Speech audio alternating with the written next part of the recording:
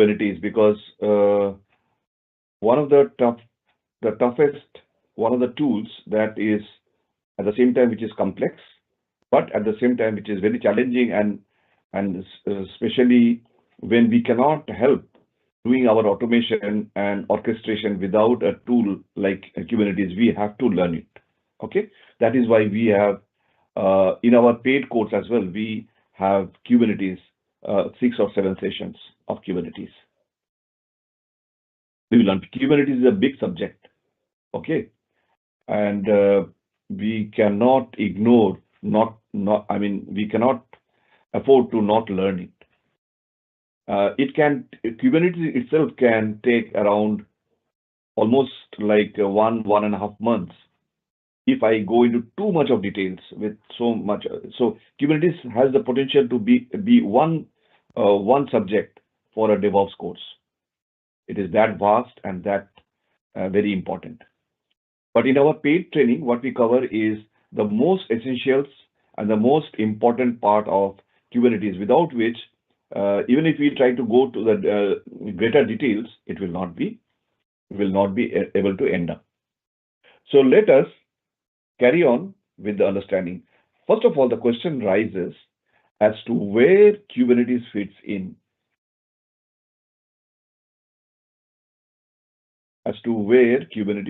Let me have okay.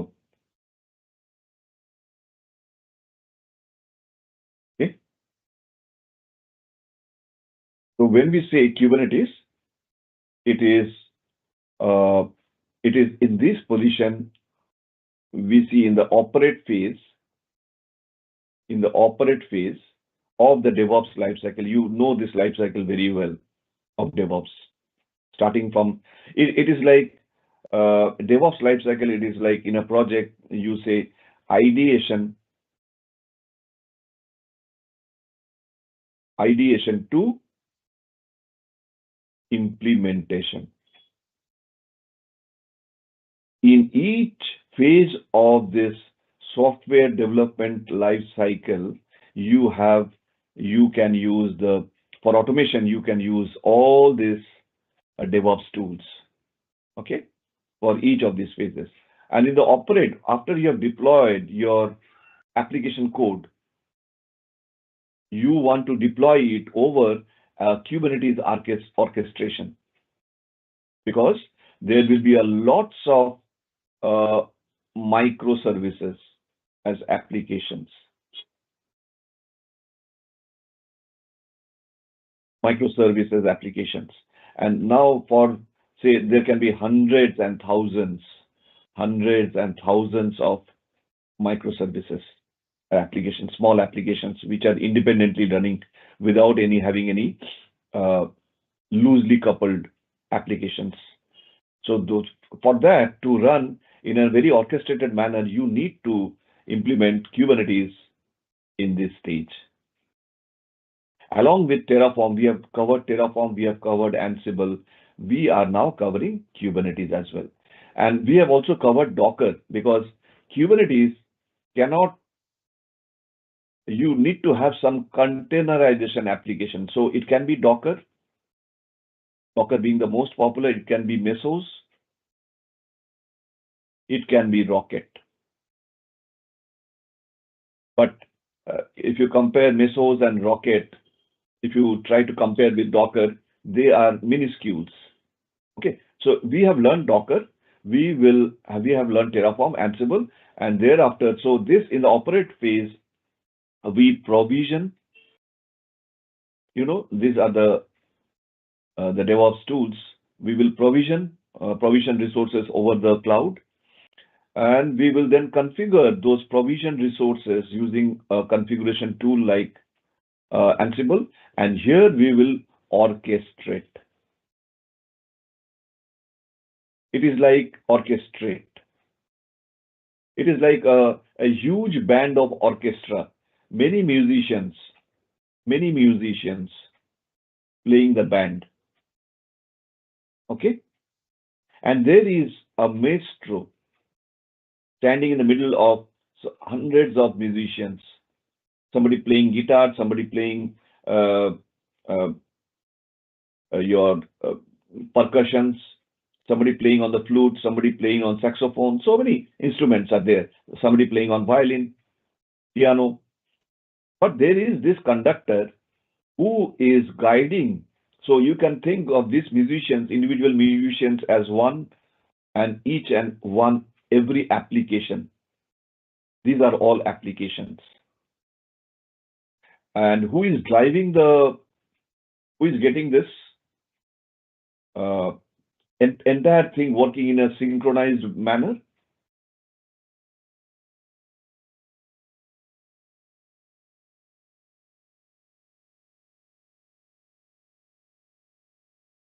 This is this guy. This guy is Kubernetes.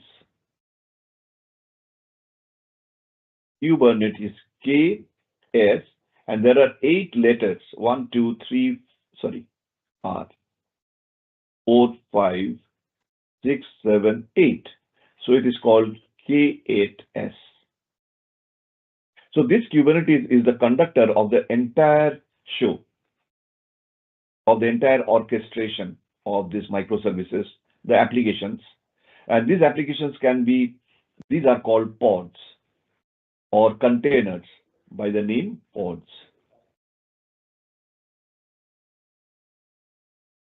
Each of them are container, and each of the container, as we have learned in Docker, will have one what? Image. Image is nothing but an application. So those applications are microservices. It is an application in a loosely coupled. That means this application does not depend on this microservice, or this microservice does not depend on this microservice. So the entire thing is based on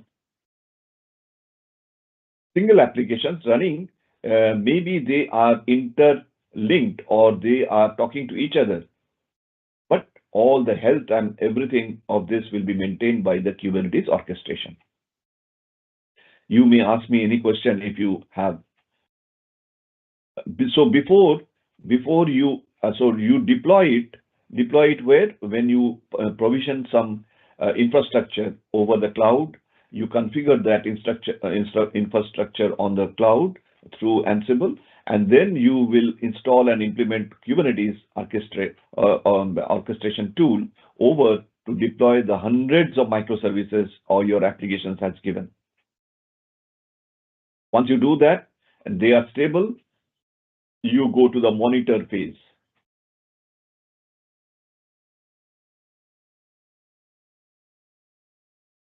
Okay, you go to the monitoring phase, where basically this is the operations guys who will be using tools like Nagios, Splunk, Datadog.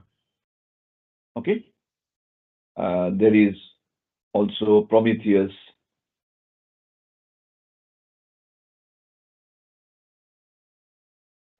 tool. All these are monitoring tools, but mostly being used by the operations guy. But it is not that you will not be using them, or as a DevOps guy, you should also learn at least one of this monitoring tool, or you can go for learning SRE, site reliability engineering, where you have the ELK stack. Now we are going to discuss that slide over here. ELK is the Elasticsearch. This is the entire thing is a stack. So Elasticsearch. This L is Logstash. This K is Kibana. So you have a graphical dashboard based on your log stats and on your search. That means all these logs that are generated with, if there can be errors, defects, health issues, all these things will be reflected in the logs provided by the Logstash to the Elasticsearch. And through that search pattern, you can build your dashboard, graphical dashboard, for your managers to have a view of what is happening on the production system. Is that clear? So that is a different subject altogether. Like the roadmap says, if you have learned DevOps, you should also learn SRE, or if you have learned DevOps, you should also learn DevSecOps, which is part of cybersecurity.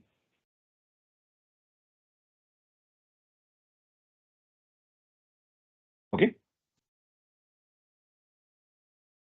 DevSecOps. So we also have a plan to introduce SRE within our one more stream of learning training with Kalkey. We have not yet started this because right now we are not getting enough number of students who would be interested. But in India, this branch has already started quite well. Okay. Anyway, that is a different discussion. Any question till now? You have any question?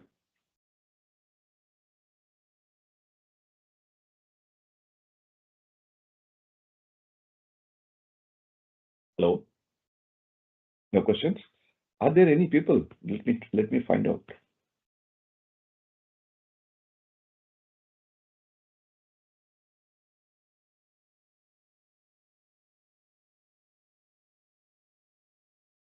My camera isn't working. Why? Why it's so?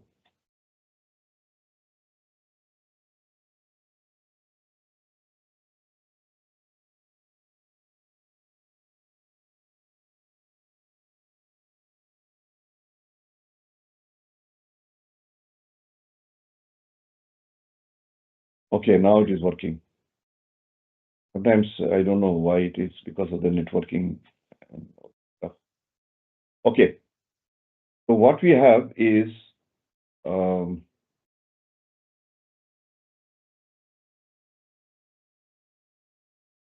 you want me to continue or Yes, sir. okay? Yes, sir. Okay, very good, very good. So no problem. We will continue. Um,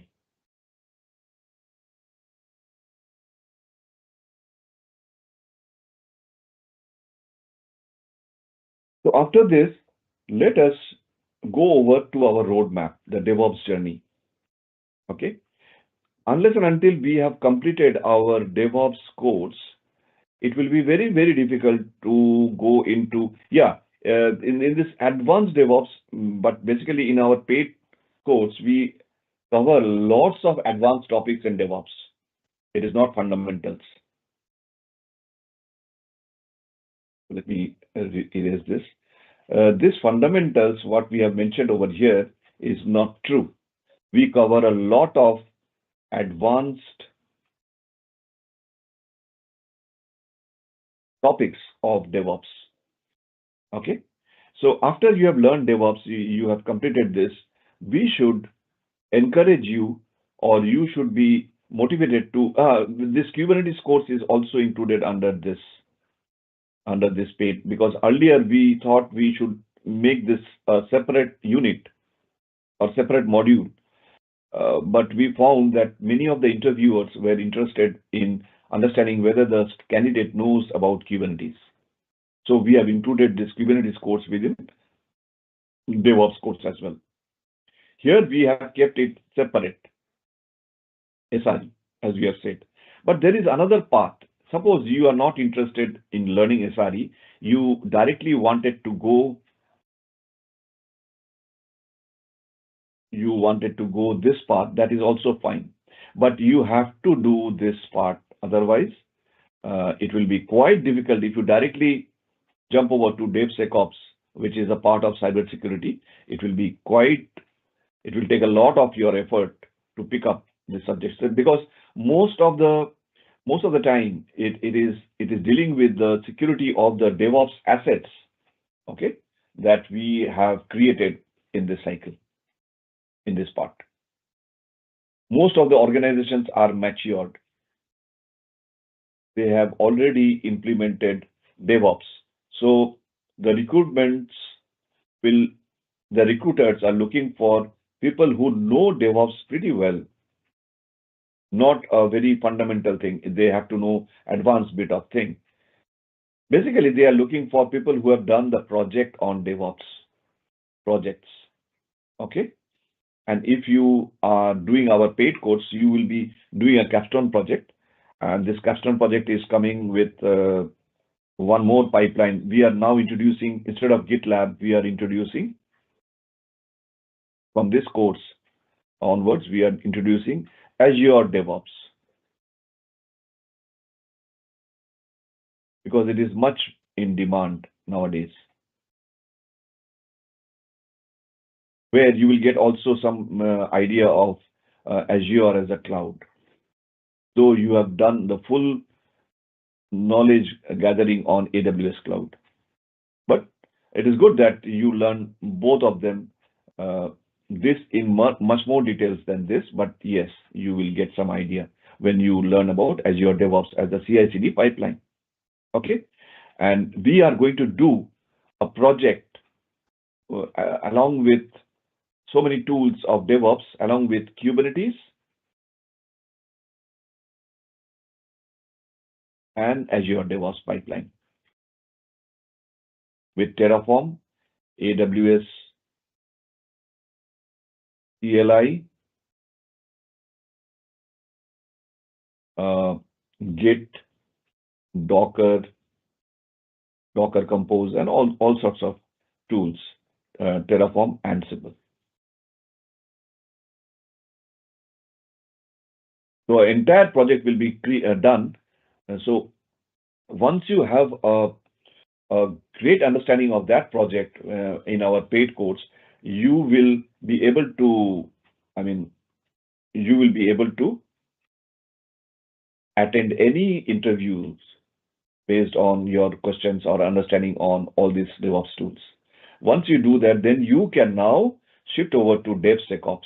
Learning DevSecOps is very, very important nowadays, because it is not only the DevOps, the tool, the assets of DevOps, you have to secure them. You have to secure your automated pipeline and the jobs and the applications that are running over onto the pipeline automatically. So this is one of the great roadmap.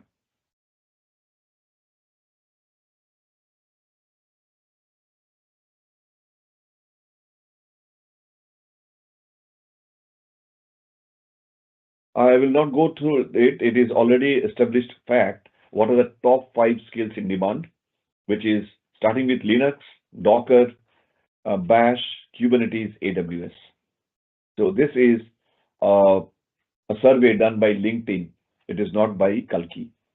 Okay, and you see a DevOps engineer or an SRE have 21% in the demand, when the highest one is development or engineering faculty, who are in demand of 23%, followed by 21% of people who are knowledgeable on DevOps, including Kubernetes, including Linux, and of course, a cloud, which is AWS. So Kubernetes is designed by Google.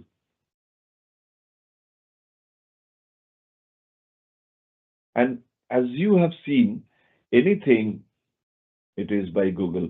Okay, any software which has, like the Android, like so many other applications, Kubernetes is one of the applications or software which is coming from the house of Google. So it is futuristic, innovative. See how many versions of Kubernetes till now. In this very short cycle of Kubernetes, in the history of Kubernetes, it is already version 30, starting from version 1. So there is a lot of upgrades and features added in this journey, in the not very long journey, in a short journey of Kubernetes. Kubernetes is not even 10 years old, and a software in a IT industry which is less than 15-20 years, is, you can say, it's in the very initial stage. And within this initial stage, it has covered almost 30 upgrades or feature upgradations or feature inclusions, 30 versions, starting from 1 to 30. Okay, so that is the beauty of having a product from Google. And not only that, it is currently being maintained by the Cloud Native Computing Foundations. It is called CNF. CNF is a large organization or a body which sets the standards of a software. What are the requirements? What are the security restrictions and requirements? And all this, they are maintained by the Cloud Native. So aided by Google, product from Google having the stamp or endorsement from CNF is a big thing. There is an open source container orchestration system. Container orchestration because you are managing all the pods, all the containers within the system, within the cluster. Basically, Kubernetes is a cluster. There will be lots of nodes, more than one nodes, and there will be one master server in the cluster. So this is a Kubernetes cluster having all the network dependencies and networking inputs, pod networking, the various networks that are required to support this architecture. We are going to discuss that today.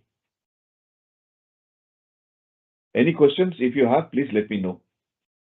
It is not a very simple subject, but it is also not very difficult as well. If you can understand it, it is very, very interesting if you can understand it.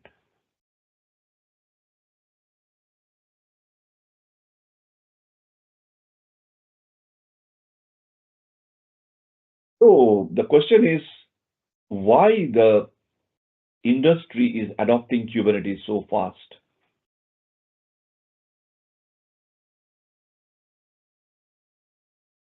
So fast. The first point is the instrumentality, deployments, and rollout management. That is one of the major features. It is called the blue-green deployment.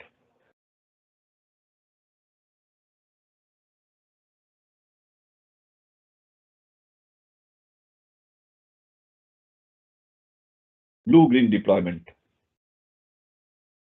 And that is we will learn it in details in our paid course, but then we will know that it can see this is a system which is running, okay? And you are not having any downtime. Let all the users which are connected to this system, they should not feel that the system is down.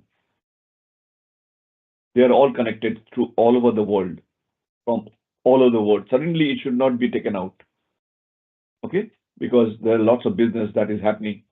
But you cannot also say that there is a need for some feature upgradation. So there is some feature upgradation which is going to happen over here.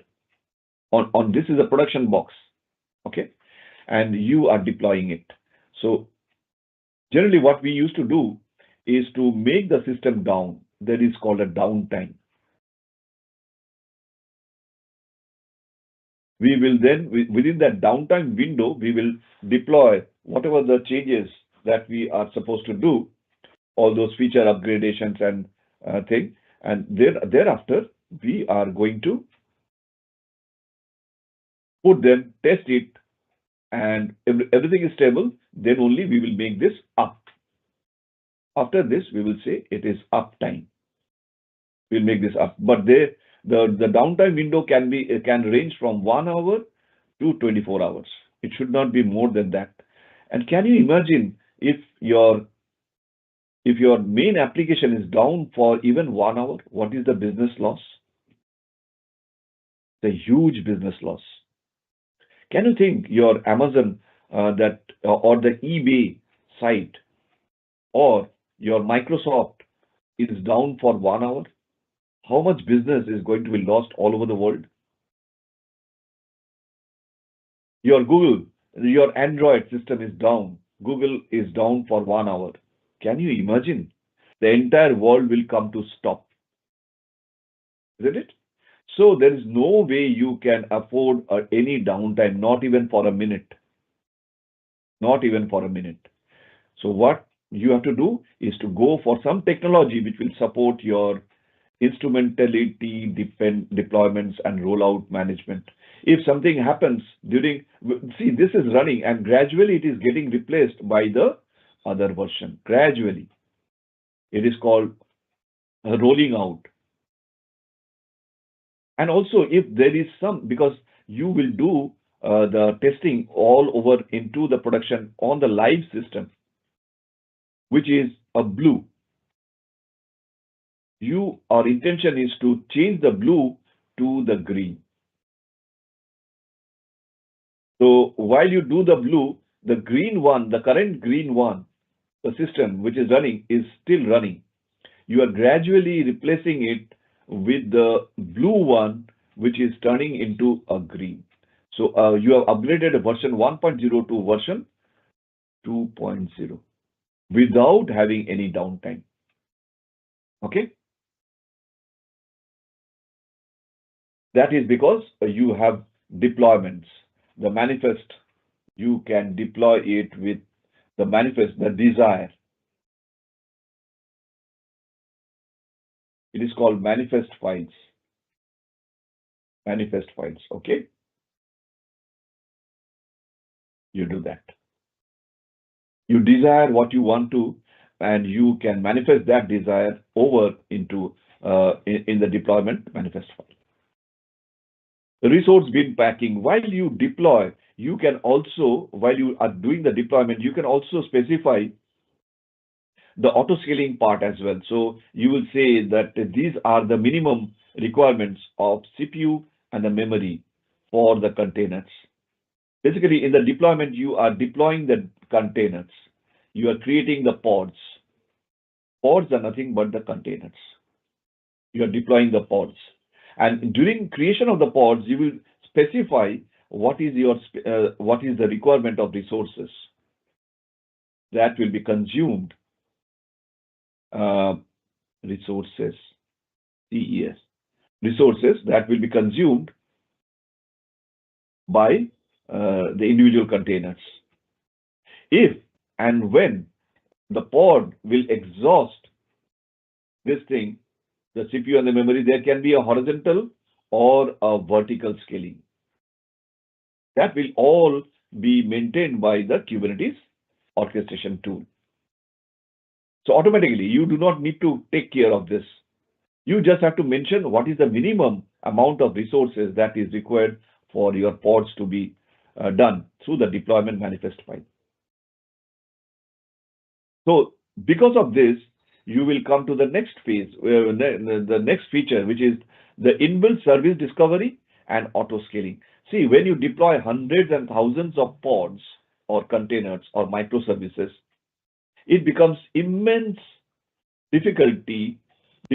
immensely difficult to locate your particular application. You wanted to locate out of a jungle of pods. You want to go from outside. So let's say you are this guy. You are using a browser. This is a Kubernetes cluster. Okay, one of the application is running over here. Out of the hundreds and thousands of your pods, there are lots of pods in this. You wanted to access this, to discover this. So there should be a service discovery. You will know how to go about, not get lost in the jungle, and to reach this point. This is called the endpoint. You have to reach your endpoint. That is the application that you are looking for. And through some mechanism supported by Kubernetes, you will be finally reaching there with all security constraints and security hurdles. So you have to be authenticated. Your request have to be authenticated and authorized, because these pods are very, very secured. You cannot access it directly at your will and wish. You have to follow a certain path.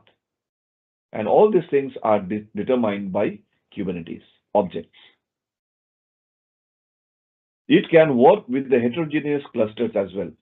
And because of this, you can do the auto scaling because you have already done the resource bin packing. So you can do automatic horizontal or vertical upscaling or downscaling. That will happen automatically. You can operate your cluster in a heterogeneous cloud, but that is too complicated. And if your organization is too big, you can go for having multiple clouds and your cluster scattered over multiple clouds. Any question?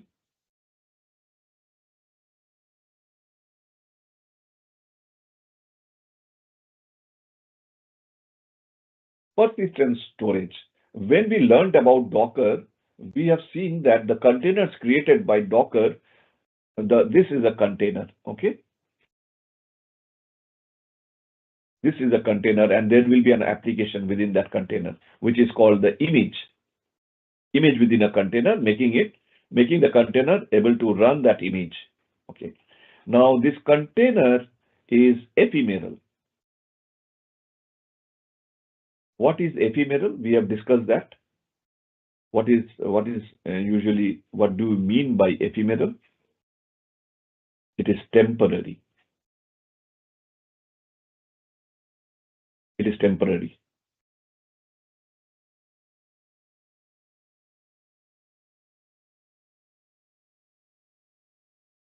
It is temporary. So if it is temporary, what will happen to the data created through this pod or through this container? What will happen to the data? What is the fate of the data? It is also temporary, ephemeral. But data is very important. Yeah, this pod can die. It can die. It can be destroyed. It can be deleted. But what about the data? We should be able to persist it permanently. So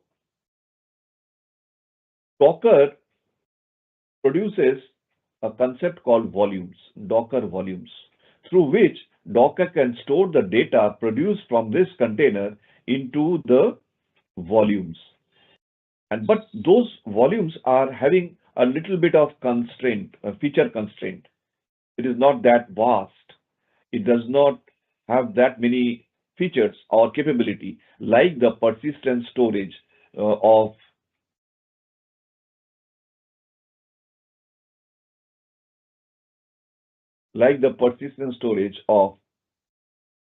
Kubernetes. And that persistent storage is called PV and PVC. PV stands for persistent volume,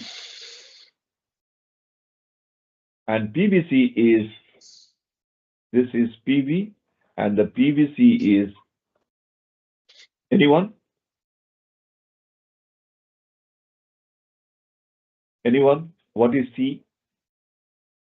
C is for claim. This is also an object like this. PV is an object of Kubernetes, and PVC is also an object. So you can persist your data over the object called PV, whereas to claim or to read or to store or whatever, so you have this object, another object called persistent volume claim. The combination of these two gives a solid foundation of storage within the Kubernetes cluster. It is like a persistent disk, like a hard disk. Their support for Amazon Net Services, East by South, Google Cloud Platform, persistent disk, and many more. Kubernetes includes support for persistent storage connected to homeless application containers. So basically, or temporary application containers. So this architecture is very, very important, provided by So, and the other one is the high convenience option. Kubernetes is the production scale. Plant scale is the production scale. It basically that it means it works with large systems. That is what we want.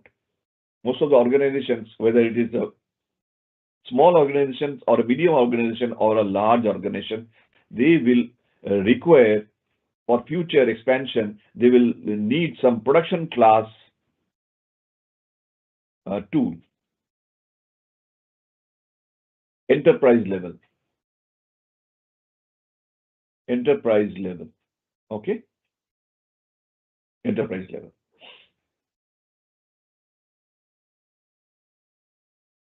And that is provided by Kubernetes.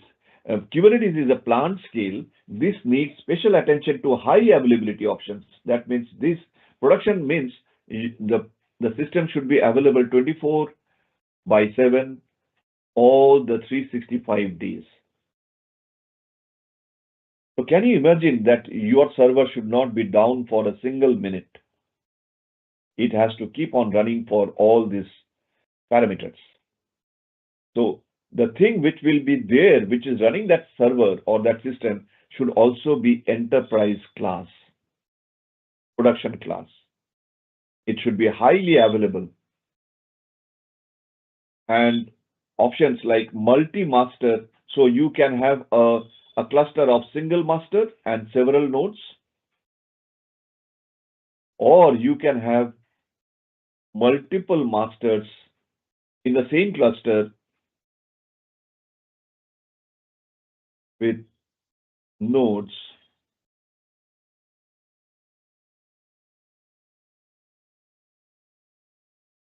So this is in one cluster. As it is, if you have a cluster of one master and several nodes, it's a powerful one. But remember, you are having two masters. So it is almost like 2 times that particular cluster. If you have 4 masters, it is 4 times the power. So it will support multi-master or cluster federation. So you can go for a federation of clusters. So basically, you are saying that I have a federation of 2 clusters. I have a federation of 2 clusters, one with 2 masters and another with 1 master. Okay, a federation of clusters. Cluster federation permits linking clusters. So these 2 clusters are linked up in this federation. And so that the containers, so now this container or this particular node having several containers is also can be managed with this cluster. So if something happens with this cluster, if this cluster goes down, nothing will happen to these nodes or the containers within the node, because that will be taken over and taken care by the other cluster which is linked up. So the high availability option, so you will see your application is never down, highly available. Your cluster is very, very highly available. Okay, because here is your federation of clusters. So the containers will mechanically move to a different cluster if one cluster goes down. So let's say this cluster has gone down. Anything can happen. See, in IT, there is no perfection. Even a human being or no animal or no object in this world is perfect. There will be some blemish. Okay, so it can go down. If it is down, what will happen to all the running applications in the pods, in the various nodes? Don't worry. All these pods will migrate over to this available cluster, which is up and running. They will all migrate, move out to this cluster. Are you getting me? So this type of convenience options are available with Kubernetes to make it very, very highly available for any storming out to brave the storm if something happens. Any question? So does it mean that that cluster is dormant, like it's up and running, but it's actually dormant until one fails? No, it is not like somebody is dormant and somebody is sleeping. Okay, both are active. Both are active. But what happens?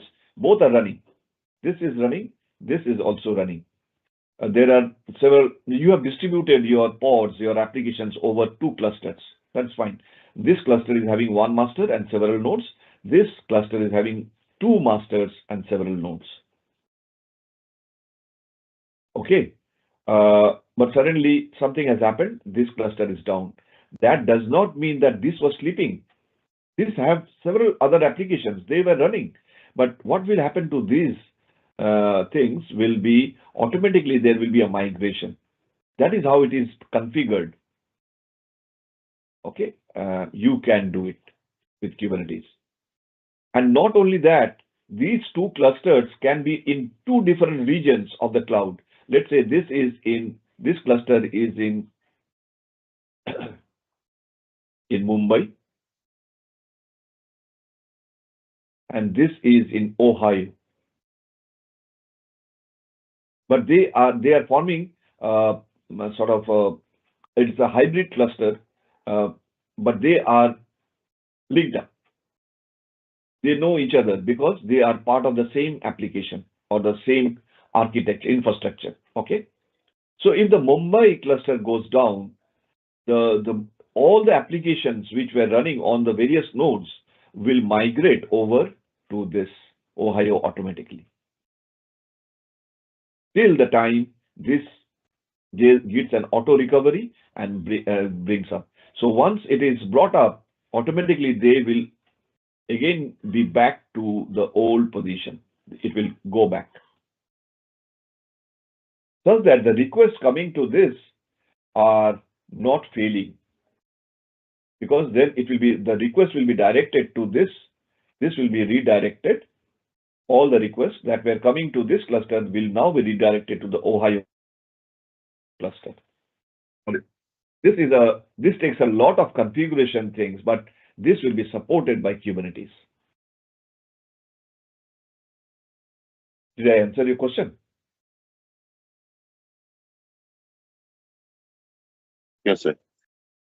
Okay, great. So I will remove this.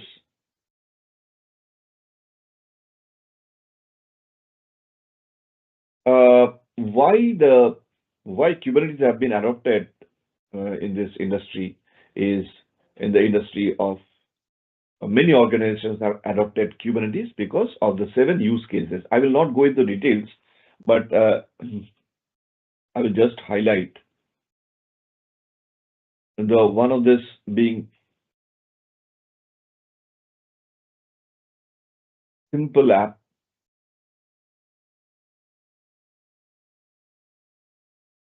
So it is very simple to get your application up and running in minutes within no time because of Kubernetes services.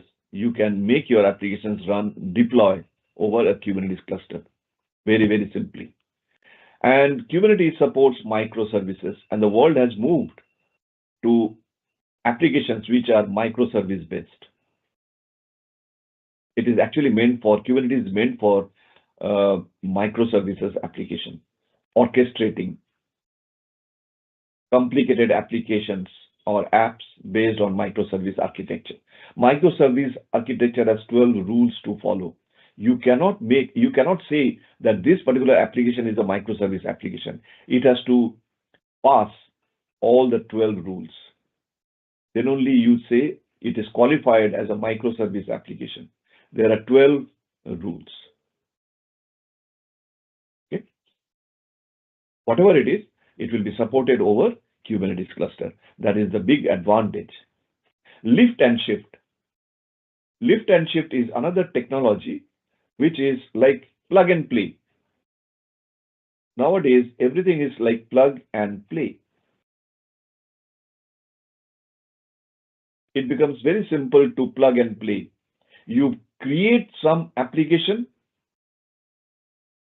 and you just port it into or plug it into an existing application. This is, let's say,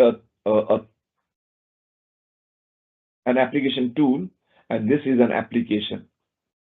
You simply take it and plug it inside this application. It will start running. You don't have to do any configuration changes over into this application. So as it is, as if you are uh, putting something and fitting it into your already built application. It will start functioning from that moment. It is also the same thing, lift and shift, facilitating the moving of on-premise applications to the cloud.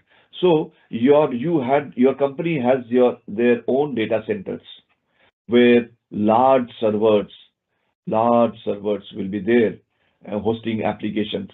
So you thought I'm spending a lot of money with capex and opex, capital expenditure and operational expenditure, but it was amounting to huge amount of expenditure, and every company is looking for cost cutting. You want to curtail the cost, everyone. Otherwise, how will your salary go up?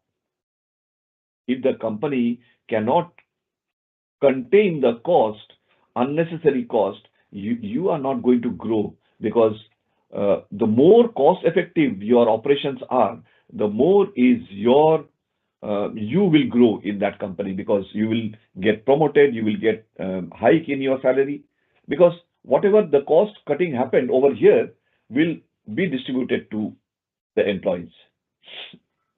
That's how it functions.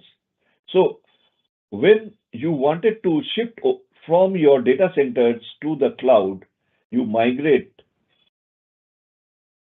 to the cloud.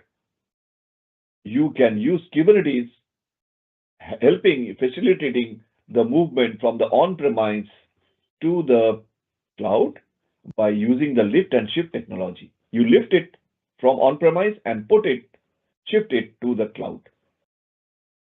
Got it? So this being one technology which is already provided with, this is Kubernetes. You are happy to, you are very happy to use this technology, because it takes no time. Earlier, you do a manual migration, it will take you months. Not only months, it will take a huge specialization effort from experts.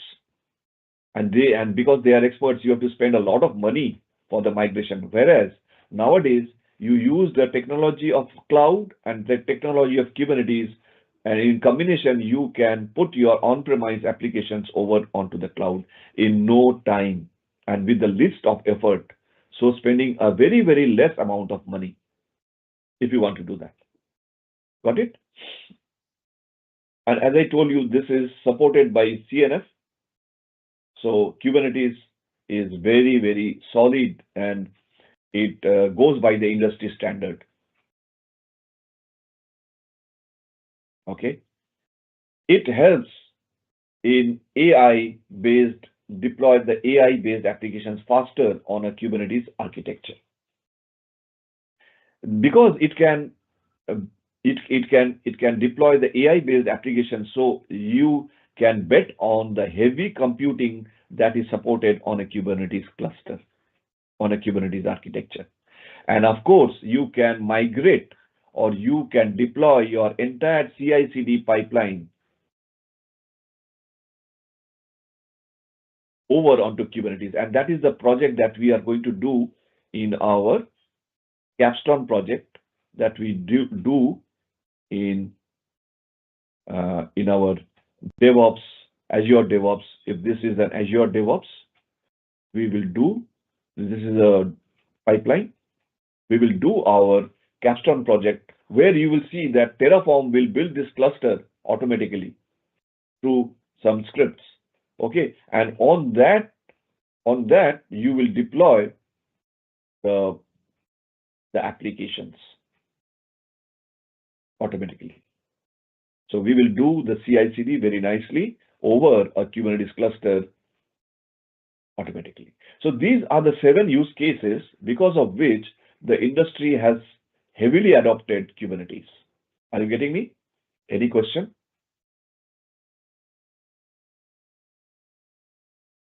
No, right? So can I move ahead? I have a one question for you, Mr. Debashish. Oh, you are back. So how are you, Yeah, Mr. Minan? You were I'm working very, very late yesterday night. yeah. So now why all of the job role we are right now facing in the job market, they require Kubernetes or AKS or EKS? Is it true that without Kubernetes is impossible to get a job in DevOps domain? It is almost true, but it is not a myth, you see, uh, because your requirement of Kubernetes, it is like you have as the world is moving towards uh, it was monolithic earlier. Okay, so what we observe is the stages, various stages. So we have migrated from monolithic architecture where it was hosted on a single server, a big server. The entire application, this is the entire application with smaller modules, but each of these modules are on very, very tightly coupled. So if anything happened to this feature or function or a module, then the entire application will get down unless and until this is up and running. You have corrected it. So it is a monolithic application. So it can be hosted on a single server. There is no need for a cluster or a network which supports a cluster. Now, now the world has moved up. You cannot help it. The industry cannot stay at one place. So the world has moved out to microservices. So loosely coupled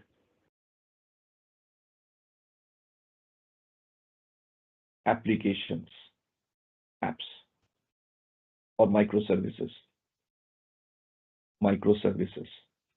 Now to host these microservices, whereas see, this if you can separate it out, all single unit, and you can, as I told you, there are 12 rules. If you can change your function, each individual function, following the 12 rules, you have converted that uh, thing into a microservice. There are lots of features, lots of criteria required to convert a module into a microservice because they are independent. They do not have any dependency on any other application or function, but at the same time, they can talk and seamlessly integrate with another microservice. So they can integrate seamlessly over another. So that is an architecture, but it's a very complicated, very complicated architecture. The question is very good. Actually, I'm finding it very difficult to explain because it is automatically, it has migrated, and because people have come to understand the usefulness of microservices. Why? Because I do not want a downtime. That is the bottom line. If I do not want to have even a 1 minute of downtime, my system should be available not only 99%, it should be available 100%.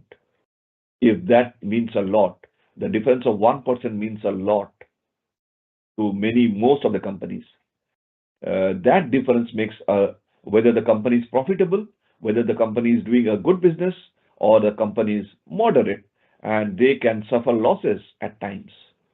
That 1% makes a huge difference. And to go for that, to cover up that 1% difference, we have to migrate from monolithic into microservice. But to host this, we need a solid and a robust architecture, orchestration, because this will all be captured within containers. This is, you can use virtualization, whereas to go for this, you have to go for containerization technology. So it is not that it is because we have a course of Kubernetes and a Docker, therefore we are stressing this point. No, this is a requirement from the industry. Every other application is migrating from legacy or the monolithic into a microservice. So for to support this complicated architecture, you need a very complicated and a robust architecture itself, orchestration architecture, because to maintain the health of these numerous pods, say there can be hundreds and thousands of pods, or rather microservices, in a single application.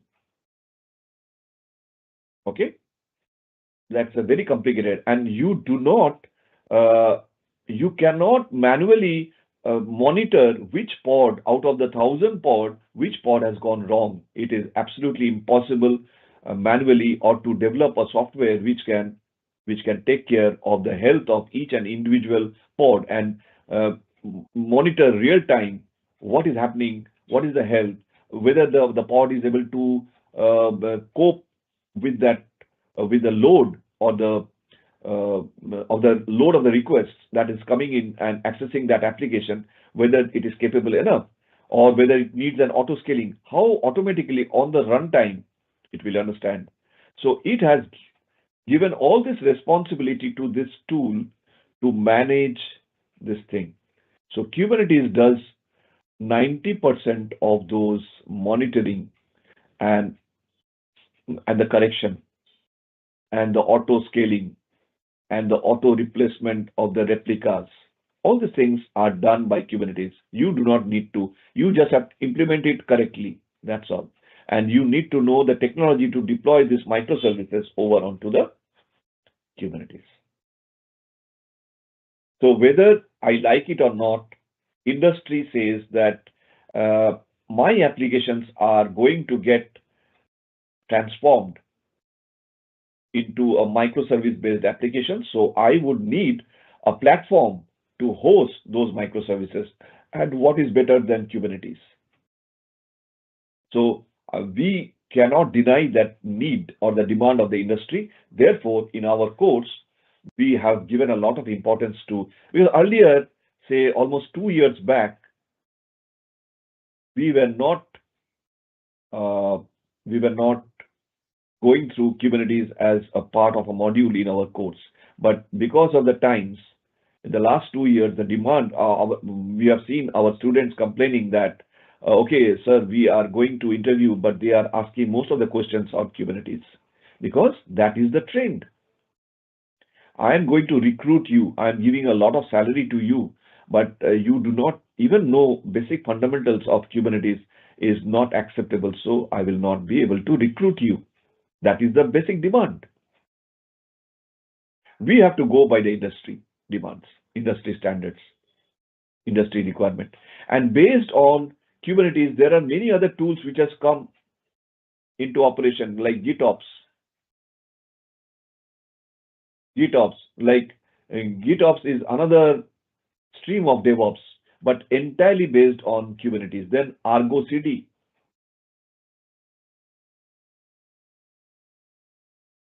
Because the more and more your company expands, as I told you, there can be not only restricted to a single master.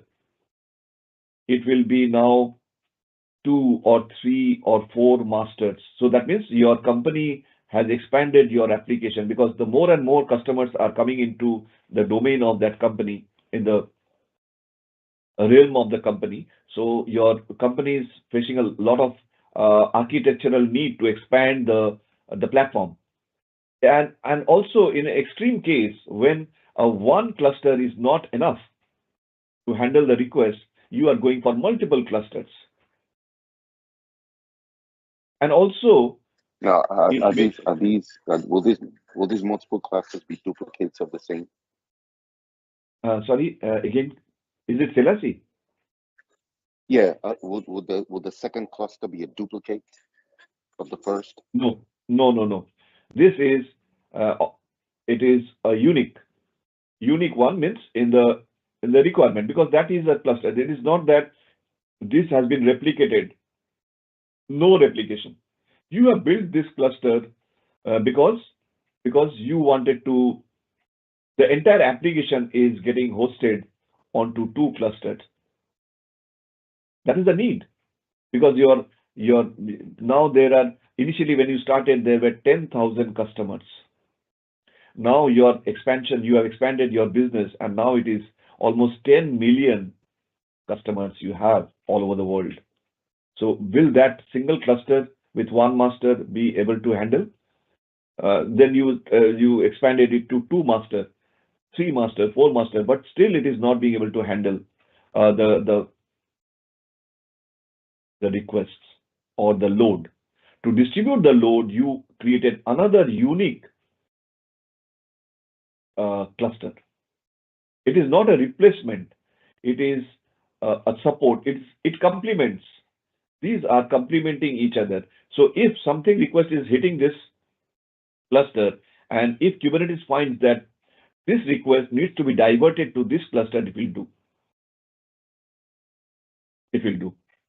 You are asking, maybe your question was whether the applications hosted over here is also over here. Yes, that is a good question. Because if I need to redirect this request, I need to find that particular application. This application, let's say somebody is looking for this application, which is a pod, which is a container over here.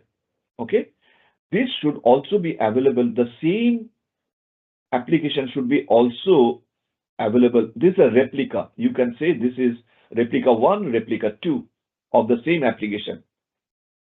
So one request came, it got this application over this cluster. Fine.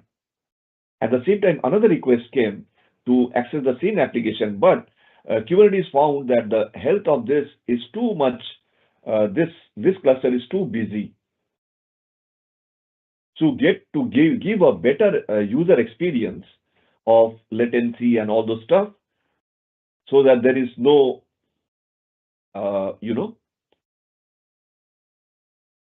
no lag of speed of access, speed of processing. You divert the you means the Kubernetes will automatically divert. It knows with some mechanism that it has inbuilt. It knows that if I direct this request again onto the same pod in the same cluster, it may experience it can have a bad experience. So let us divert it over into the another cluster where the same application is there, so it will be directed over here. There will be a load balancer. There can be a load balancer from your Amazon or Azure, or you can build your own inbuilt load balancer to save the cost, because as you hire the services of your cloud providers like AWS, Azure, the more and more, then there can be a more and more cost involved. So every lookout is to reduce this part, to bring it down, So to bring it down, we will also learn how to create our own load balancer without a single cent, free. That is why people are hiring you, because you know those technology. Okay. Mr. Menon, was that answered?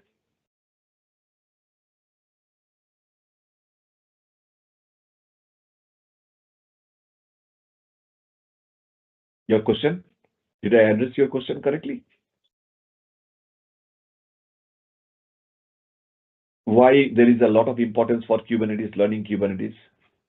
Because unless and until you learn Kubernetes well, you will never be able to migrate or to go and learn this technology called GitOps or Argo CD. Like there is the main industry. Let's say there is a car industry, industry which builds car. Okay, so you can say this is the Kubernetes. But there are ancillary industries. Ancillary industries. You are designing the car, you are the car manufacturers. But there are ancillary industries available to support the manufacturing of the car. Let's say this company produces the brakes. This company produces the gearbox. This company produces the steering. Okay. So all will now fit into building of this car. So this company is getting the procurement of gear or brakes or steering from this ancillary industry or the companies, ancillary companies. But they are all contributing to the building of this car, right? So similarly, here is GitOps, Argo CD, and there are several other technology which will add up and build this Kubernetes cluster more and more strong with lots of other features. The main issue is the discovery of service. As more and more your applications grow in size and number, okay, you will find the hurdle. You will find the hurdle of finding your particular application. You have to go around the mesh of the services. It is called the service mesh. To handle the service mesh, how easily you can do that, you will learn GitOps or Argo CD. Otherwise, you have to do a lot of your manual manifestation, that is manifest files. You have to write a lot of scripts. If you are not using the help of GitOps or Argo CD, you will write yourself. Yes, you will get lots of salary because you are saving a lot of money for the company by not using GitOps or Argo CD. You are just, company has implemented Kubernetes and you are writing your own manifest files to enable the finding or to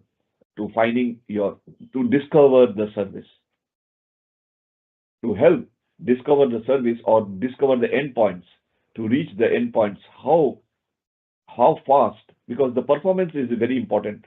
You are searching for a particular service out of thousands of microservices. Is the question of latency. But you can write a very good manifest file of how you can go about and find your particular application. If you cannot, then take the help of these tools. Did I answer your question? But these tools do not undermine the car company. These ancillary companies do not undermine the car company. Yes, you are learning GitOps. Yes, you are learning Argo CD. But that does not take away the potential and the necessity of Kubernetes. Now, the reason behind, yesterday night, around late evening, we got 3 internal position, one on healthcare through a preferred vendor. So we submitted the resume for Luis, Silasi, Tamzida, like 3 position for Okay. all of them 3. So Okay. they called us 3 times asking for if they have real Kubernetes experience or not. So I Okay. had a question to them that, hey, this is a cybersecurity position, like a DevSecOps, especially Azure. What Yeah. was the position I have shared? Azure security, and Okay. you are mentioning Azure security the with of 12%, 12 years of experience. For that, we have submitted Luis profile over there. Okay. But why you are pointing Kubernetes, like focusing on particularly on Kubernetes? You should have a more uh, thing on security tools. So Okay. then he replied a very unique answer. So I have, this is a security position. So I am I know whatever people you are going to give, they have a security knowledge, a cyber security knowledge by default. The question Okay. is if they have the Kubernetes as extra or not, and that Okay. will going to decide for the interview or not. So hopefully we'll Exactly. get an update from on Tuesday, but Okay. because Monday I think the job market will be a little bit close, Yeah, right? Monday is the shift of power. Yes. So Monday is the job market is closed. So Tuesday we will hopefully, if the position is still open, we'll get some update because they are our preferred vendor. For the three position, only two people have applied. For all of from our like per position. So all of our these three people. So Okay. hopefully, let's see if the Kubernetes is not creating any problem for them. I believe they also know about Kubernetes. They have learned. uh, They have come to DevOps. mm, Yes, uh, hopefully yes. Mr. Debashish, I think what is why these organizations are really stemming on Kubernetes knowledge is because there is a lot of multi microservices that most of these organizations are into. Some of them are actually probably wanting to migrate to the cloud, okay, Okay. and they needed Yes. something that is solid that can actually you know carry all of whatever they have because it's a large volume of Mhm. data, okay? And Okay. also for the production organizations as well, they have multi-faceted, faceted, areas that they needed a very robust pipeline, CI/CD Okay. pipeline that can actually move all of these things. And of course, you did mention Argo CD, the other one, GitOps and OpenShift is also part of it as well. OpenShift. Yes. Yeah. Yeah, Yeah. that they are. Yeah. So they needed people who has the knowledge of Kubernetes to move out of these things. And of course, Kubernetes being the fact that it's heavyweight, it's not lightweight like like the rest of the other tools. So they believe that with all of this put together with Kubernetes, it will be easier and probably cost effective, to achieve this purpose. So that is why they are really stemming on the fact that Kubernetes is you must have at least some kind of knowledge about Some kind of knowledge. Kubernetes. Yes. If not Uh, in depth. yeah, Luis and If they ask you to write a manifest file and there, it will be difficult. Yeah. But you know what is how do you write a deployment file to deploy a pod over a cluster? So those basic idea. But if they directly, then it will become a very very hard, difficult for any even an expert in Kubernetes to ask him to sit and write down a deployment file immediately without the help of any of the tools or the IDE. It will be very very difficult. It will be If very that is difficult. so, Exactly. So if you mention to them that okay, I've got knowledge of Argo CD, Harness, GitOps, that and that's what I've been using. Then probably that might see you through, and don't have to go through the idea of writing a manifest file, yeah, exactly. Yeah, Mr. Menon, you were saying something? uh, yeah. So um, um,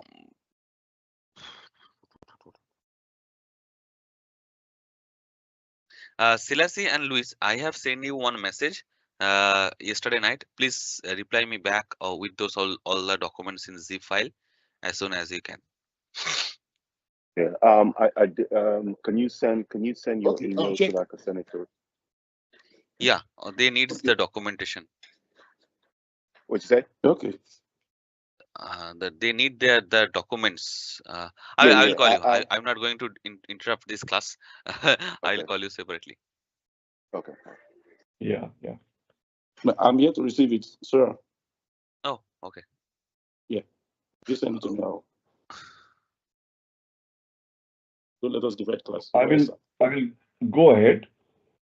I will remove this diagram, I mean this picture, and we can go to the next slide. So today I will not spend more than another say another half an hour. What do you say, Mr. Menon? Because Uh, we still have one more session for Kubernetes to conclude. So I will just initially go to that pod level and then we will conclude for the day. yeah. Or else we can start from next weekend as well, because if it is a Yes, because we have today or we let can Mr. Trump take over and we will also take over from the next session, isn't it? What do you say? I think that will be a good idea. Okay. So fine. With the permission of the class, we will start on the role of Kubernetes and we will have to understand the architecture very nicely. So that you can understand the robustness of this architecture. So far, what I have said is only on the concept, on the concept. But now we will see through the architecture how this concept is implemented. Okay, the robustness, the availability, how it is ensured within the cluster. So therefore, I will stop at this point, and we will continue from the next weekend. One more thing, Selassie and Luis, I have added you our yesterday's on like job ready classes DSA 43, because we have changed some of our course model. Instead of GitLab, we have introduced Azure DevOps. So I would like you to go through those things and prepare yourself for the upcoming jobs.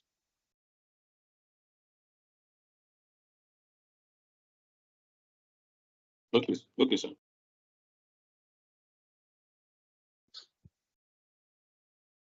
Okay, any question, guys? Or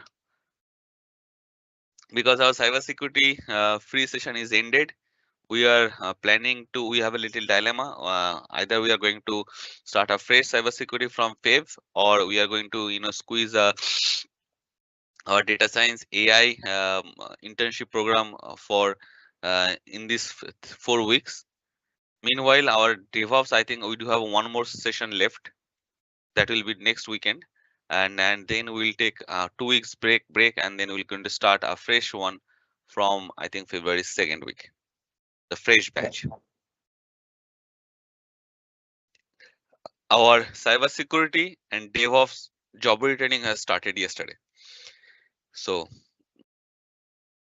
that was a good start with a good batch. And there are so many students are very new on the IT field, and some of them here trying to switch from project manager, especially in Scrum Master. I don't know but why people. I know, but still there are so many people and students, they are trying to migrate from Scrum Master job role to DevOps or especially in cybersecurity. This Scrum Master, project manager, job, manual testing, QA is more or less going to end. Like not end, is going to evolve because of this AI. Right, Mr. Debashish? Yeah, exactly.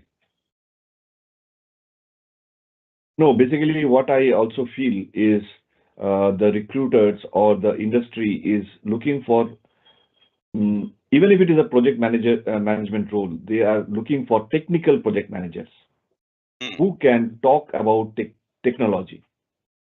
So True. many people are who does not have, see, I have seen many project managers who does not have a little bit of knowledge on the technology. So they, in most of the meetings and in most of the discussions, they find very silent. They are very silent in those meetings because If you are not aware of the technology and the at least a little bit of overview of the technology, it is going to be a great hurdle. Many of the technical guys, many of the development guys, they are taking up the management role, because today you are junior, but after 10 years you become a senior guy. So you will be promoted from your role, the development role, to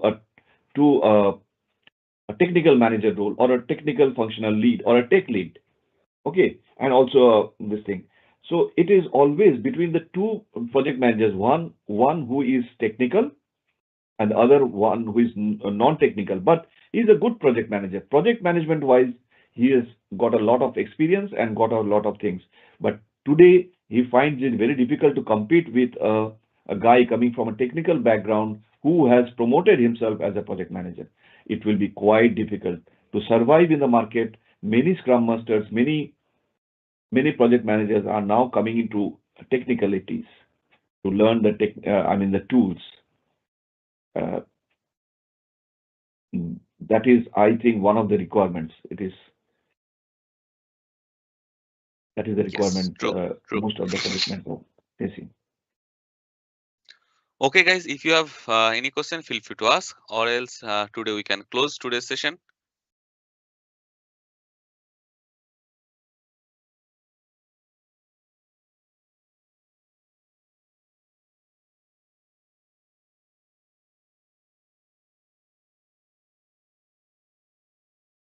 No question?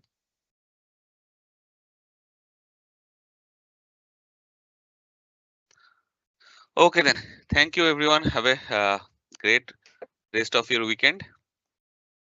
If you have any doubt or question, feel free to ask and ping us, Mr. Debashish, ping me, or we are happy to help. Always, always. Oh, okay. So thank you for your time, gentlemen and ladies. Thank you very much.